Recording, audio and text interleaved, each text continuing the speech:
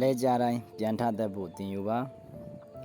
အတိတ်ကိုပြန်မကြည့်နဲ့အနာဂတ်ကိုမျှော်မကြည့်နဲ့ပိစုပန်ကိုအာယုံစိုက်ပါ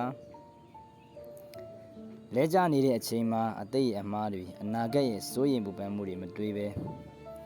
လက်ရှိအချိန်ကိုအကောင်းဆုံးဖြတ်သန်းဖို့အာယုံစိုက်ပါလဲကြတိုင်းပြန်ထဖို့တင်ယူပါလဲကြတာကအားနည်းချက်မဟုတ်ဘူးပြန်မထတတ်တာကမှအားနည်းချက်ပါ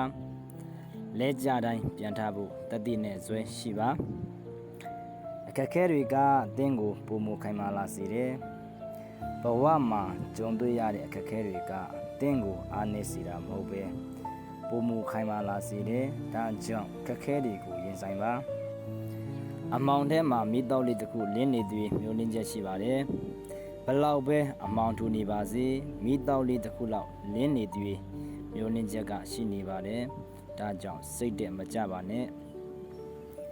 ဘဝဆိုတာလဲကြပြီးပြန်ထတတ်ဖို့ပါပဲလဲကြတိုင်းပြန်ထဖို့တတိနဲ့ဇွဲရှိပါ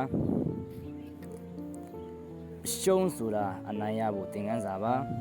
အရှုံးကိုမကြောက်ပါနဲ့အရှုံးကနေတင်ယူပြီးပိုကောင်းအောင်ကြိုးစားပါ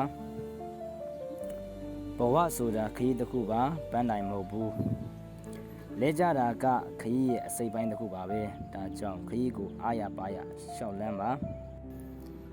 တင်းကိုတင်ယုံကြည်မှုရှိပါဘလောက်ပဲအခက်ခဲတွေကြုံတွေ့နေရပါစေတင်းကိုတင်ယုံကြည်မှုရှိရင်ဘယ်အရာကိုမဆိုရင်ဆိုင်နိုင်ပါတယ်အခက်ခဲတွေကတင်းကိုပုံမကြမ်းခိုင်စေတယ်ဒါကြောင့်အခက်ခဲတွေကိုရင်ဆိုင်ပြီးပုံမအားကောင်းအောင်လုပ်ပါမျောလင်းချက်ဆိုတာဘဝရဲ့အရင်မြစ်ပါမျောလင်းချက်ရှိနေသည်ဘဝကိုရင်ဆိုင်နိုင်ပါတယ်